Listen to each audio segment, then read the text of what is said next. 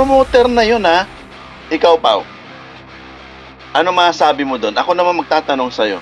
Promoter na mismo ang nagsabi na hindi siya preparado.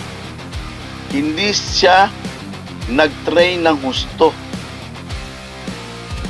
Ano pa ba? Kanino pa ba tayo makikinig?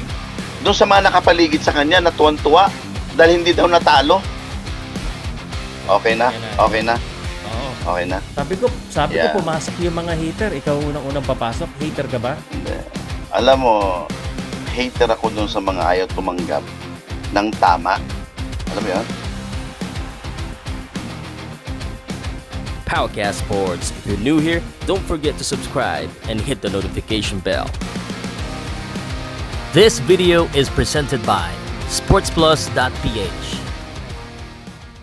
Oh. Yung nananatiling natutulog sa kamalian. Doon ako hater.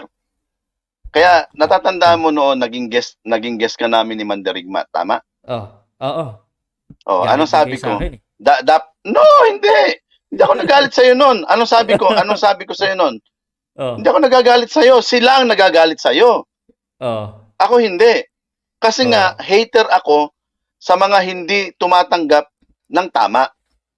Oh. Di ba ano sinabi ko noon? Bakit ka nagagalit kay Pao? Si Pao, ang bread and butter niya, yung pagbablog. So, hindi nyo pa pwedeng pigilan yung tao kasi yan ang business niya eh. Hindi naman kayo depender, hindi naman depender si Pao. Ngayon, ang inaano ko lang ganito, Pao, no? Na pinapakita ko sa kanila na hindi ako kailanman nagtotolerate ng mali. Bakit? Mismo na nga yung promoter eh. Hindi na nga kumbinsido. Promoter na yun, ha? Ikaw, Pao. Ano masasabi mo doon? Ako naman magtatanong sa'yo. Promoter na mismo ang nagsabi na hindi siya preparado.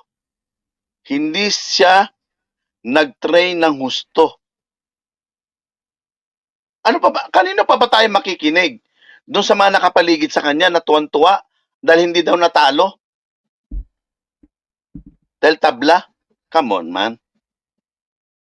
Huwag tayo masyadong sensitive. Dapat tayong tumanggap kung ano yung nakikita ng majority ng tao. Yun ang majority eh. Nakita yun eh. Di ba? Yes, yes. Yeah, At hindi naman ang opinion ko eh. ang lagi kong sinasabi pa, scientific lang ako. Nakita ko yung mama. Sa weigh-in pa lang nag-react na ako sa live ko. Sinabi ko na doon sa live ko, delikado tayo. Sabi ng mga nanonood, bakit sir? Kako, may problema ito sa weight. May problema ito sa timbang. Dalawang beses nagtimbang. Kako, delikado ito. Bakit? Pwede itong maging issue na hindi siya makarecover ng 100%.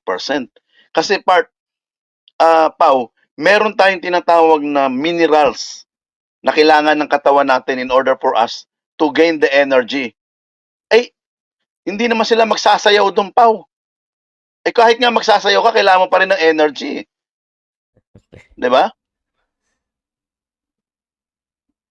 So, sabi ko, bukas pag nakita ko si Cuadro Alas at hindi ko napansin na siya ay nakarecover, patay tayo nito. Pag umabot ng 5-6 rounds, delikado siya rito. Matutulad siya nung nangyari sa kanya noon nung siya ay dumayo sa South Africa. Okay. Oh, hindi tayo nagkamali. Mabuti na lang na headbutt niya. Kasi kung hindi niya na headbutt yon, delikado siya doon sa punto na yon. Eh sa akin, sinasabi ko lang yung totoo. Baka meron pa silang magawa in order for them na in the future, kasi ito nakikita ko lang ito pa, ang mga Japanese kasi they're very honorable and they're honoring the contract, which is 3 fights contract niya. Ngayon, kung kumbinsido sila na they won the fight, bakit ka papayag na makipag-rematch sa isang unrated boxer?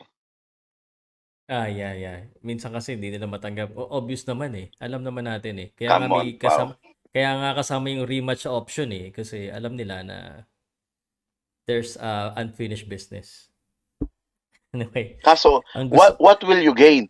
What will you gain kapag ka kumuha ka ng rematch dito sa Japanese? Ang nakikita kong senaryo dito, i-honor yan ng Japanese promoter. Baka ito na yung last nilang kontrata dito sa Japanese promoter. Sa akin quote okay. in quote, baka. Quote in quote yun Okay. baka. So hindi ko sinasabing sigurado ako. Kasi I have no Eh, any information sa kanila na ngayon. Wala akong any information sa kanila. okay. Pero the Baka way naman they should, maganda, baka maganda ipakita baka mabigyan pa ng pagkakataon. pero sino yung sinasabi nila si Inoue? Ano magiging ni Inoue?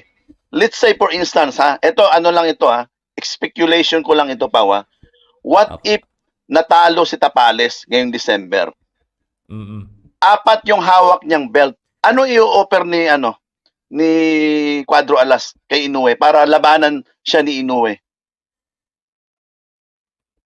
Unang-una, kinakailangan nila mag-offer. Ano i-offer niya?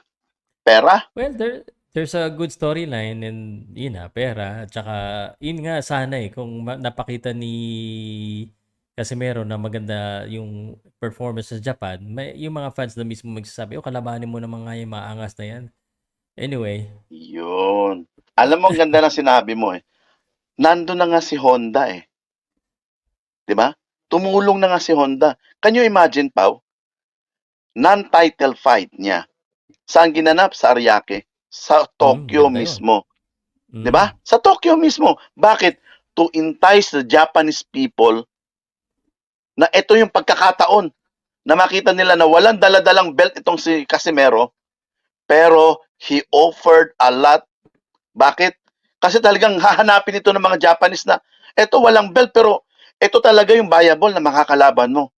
Pero hindi Hindi yun ang nakita natin Dalawa yung mata ko pa Dalawa yung Okay. mata ko. Kahit nga isa lang Ang linaw Hindi talaga. Hindi desirable. Wala. Okay po. It's a flop. Sige. Maliwanag Salamat. yun. At hindi Okay. ako umakyat dito sa'yo para ko siya, i-bash, no? Hindi i-underestimate, kundi ang sinasabi ko, real talk. Ano yon? Unang-una, kabilin-bilinan ko to sa kanya noon nung nakakausap ko pa siya. Sabi ko, Champ, hindi ka pwedeng magpabaya. Hindi ka pwedeng magpabaya. Huwag kang magtitrain sa comfort zone mo. Kasi maraming distraction dyan. Maraming abala dyan. Maraming mga imbitasyon sa'yo dyan. Hindi ka makakapokus. Sabi ko, there is no room for you to commit any mistake. Dyan sa ibinigay sa'yo yung tsansa ng pagkakataon. Pero, unfortunately, maraming nakapaligid sa kanya, hindi nila naiintindihan yon. Bakit? Kasi ang iniintindihan nilang nila, yung kanilang channel na maraming manood sa kanila. Pero, in reality, hindi nila nakikita yung welfare Okay. ni Casimero. Yun lang yung ko Sige doon. po. Sige, So, boss. alis na ako At sinabi ko lang yun, real talk lang ito. Hindi ako pumunta rito para makipag-away kanino. Pero ulitin ko ulit, kung sinong gusto makipagdebate sa akin regarding that issue, magbibigay ako ng 20,000 pesos. Pag tinalo Totoo niya ba ako yun? sa debate. May nag-comment sa akin na gagawin mo daw akong Hindi. Ako nga nananawagan Kaso walang umakyat Hindi, Nagagawin gagawin mo daw sana akong kitang referee. moderator Moderator? Oo. Pwede naman. Pwede naman. Kaso, Sabi ko nga, I am willing to to compensate for you. Pero hindi naman malaki. Hindi naman ako mayaman pa Gusto ko lang patunayan. Gusto ko lang patunayan. Hindi sa akin to, sa amo ko to. Okay. Hindi sa akin. Sige. Wala naman akong sinasabi. Sige. Sabi ko nga, kaharian ko pero hindi ko pag-aari. Ay, okay na yan. Sige. Diba? So yung Okay. punto ko lang na yon, patunayan nila sa akin, patunayan nila sa buong mundo na we are wrong. Yun lang yun Kasi pag napatunayan nila na we are wrong, sabi ko nga, I am willing to give a cash prize after ng debate, 20,000 pesos Ayun. na tumataginting. Sige. Kaso Sige. wala Nobody came up. So yun lang, Pao. Maraming salamat and more power to your show. Makikinig lang ako.